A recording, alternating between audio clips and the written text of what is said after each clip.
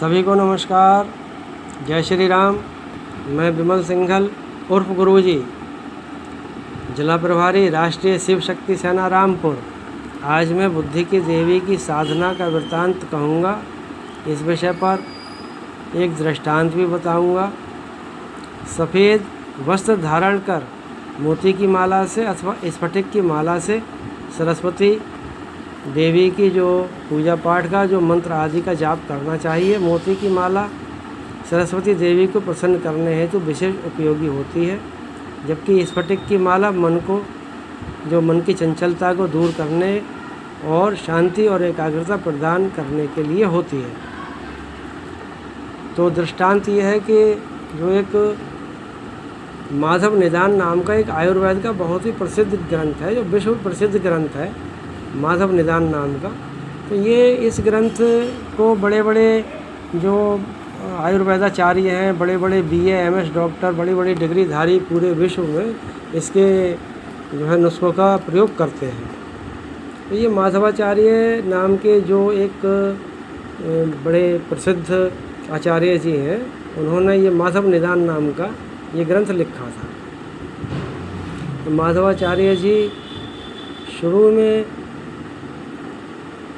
13 वर्षों तक वृंदावन में रह करके माधवाचार्य जी ने गायत्री मंत्र की उपासना और साधना की थी, मगर प्रत्यक्षता इनको कोई भी लाभ नहीं दिखाई पड़ा। जब 13 वर्षों तक जो साधना आराधना करने के बाद भी कोई लाभ महसूस नहीं हुआ, इस वजह से माधवाचार्य जी अत्यंत ही निराश हो गए और निराश होकर वहाँ से ये पूजा पाठ सब छोड़ छाड़ कर और स्थान भी छोड़ छाड़ कर सब वाराणसी चले गए, काशी बनारस जा कर के इनकी भेंट, इनकी मुलाकात एक अवधूत महाराज से हुई। अवधूत महाराज से इन्होंने अपना कष्ट सुनाया, तो अवधूत महाराज ने इनको भैरव जी की तांत्रिक उपासना करने का दिशा निर्देश दिया और उनके दिशा निर्देश के अनुसार माधवाचार्य जी जो है तांत्रिक उपासना भैरव जी की करने लगे। और भैरव जी 6 महीने में ही प्रसन्न होकर के और प्रकट हो गए और माधवाचार्य जी की पीठ के पीछे से आवाज़ लगा कर बोली कि बच्चा, मैं तुझसे प्रसन्न हूँ, मुझे जो भी वर मांगना है मांग ले। माधवाचार्य जी इधर से पीछे से पीठ पीछे से आवाज़ आई थी, उधर को मुंह करके बैठ गए। देखने लगे, वहाँ उनको कोई भी दिखाई नहीं दिया। तब उन्होंने उनके पीछे से दोबारा से आवाज़ आई पीठ पीछे से कि बच्चा, जो भी तुझको वर मांगना है मांग ले, मैं तेरी साधना आराधना से प्रसन्न हूँ।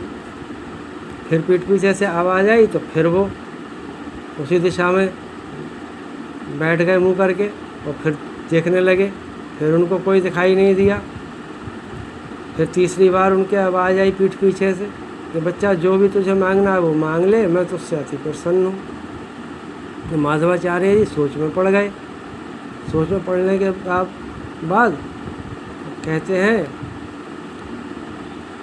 कि जो भी देवता महाराज, आप जो भी हैं और आप मेरी भक्ति से जब प्रसन्न हैं तो आप मेरे सामने आइए और मेरे सामने आकर मुझसे बात कीजिए और मुझे तभी मैं वर मांग लूँगा।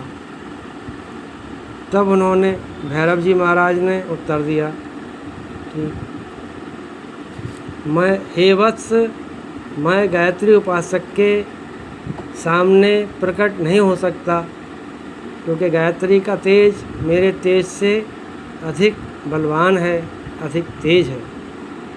अब तो माधवाचार्य जी के आश्चर्य का कोई ठिकाना ही नहीं रहा। तो एकदम बोले, महाराज आप ये बताइए, जब आप गायत्री उपासक के सामने नहीं आ सकते तो आप वरदान क्या दोगे? कृपया महाराज अब आप मुझको इतना ही बता दीजिए कि मेरे 13 वर्षों तक की जो साधना है, जो गायत्री साधना, गायत्री आराधना, वो निष्फल क्यों हो गई, वो निष्फल क्यों रही है। तब भैरव जी ने अपने ज्ञान चक्षु खोल करके उत्तर दिया, देखा, पाया और उत्तर दिया। तुम्हारी अब तक की साधना तुम्हारे पूर्व जन्म के पापों का नाश करने में लग गई।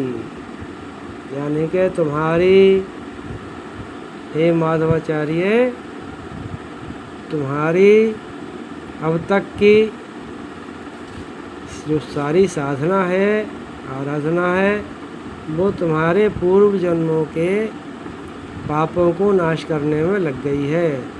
और तुम्हारे पूर्व जन्म के और इस जन्म के सभी पाप अब जो है समाप्त हो गए हैं। अब तुम्हारी आत्मा निष्पाप हो गई है और अब आगे तुम जो भी साधना करोगे, कोई भी साधना कर लो, वही साधना सफल हो जाएगी। यह सुनकर श्री माधवाचार्य जी फिर से वृंदावन लौट कर आ गए और उसी स्थान पर पुनः गायत्री की तपस्या आरंभ कर दी और अंत में उन्हें पूर्ण सिद्धि तथा माता जी गायत्री जी के दर्शन भी प्राप्त हुए और स्वयं जो ईश्वर के वरद हस्त से, ईश्वर के वरदान से जो बुद्धि प्रकट होती है, जो बुद्धि स्फुर होती है, वो बुद्धि उनके जो दिमाग में प्रस्फुटित ईश्वर ने की, जिसकी बदौलत वो माधवाचार्य जी ने माधव निदान जैसा जो है एक आयुर्वेद का ग्रंथ लिखा, जो आज पूरे विश्व में जाना भी जाता है और पूरे विश्व में उस माधव निदान के जो नुस्खे, जो दवाएं हैं, वो प्रयोग में लाई जाती हैं। तो मेरा यही बताना है, मेरा खुद का भी अनुभव है कि गायत्री मंत्र जो कि ओम भूर्भुवः स्वः तत्सवितुर्वरेण्यं भर्गो देवस्य धीमहि धियो यो नः प्रचोदयात्, यह है। इस गायत्री मंत्र का जाप सफ़ेद वस्त्र धारण करके और बुद्धि की तीव्र होने की कामना करते हुए करना चाहिए। जब बुद्धि मिल जाती है तो जो बुद्धिमान व्यक्ति है वो दुनिया की हर चीज़, हर ऐशो आराम और हर ऐश्वर्य को प्राप्त कर सकता है। हर सुख साधन, हर भौतिक सुख साधन भी और परालौकिक सुख साधन भी सभी कुछ गायत्री से मिलता है। इसलिए गायत्री मंत्र का जाप करें। इति।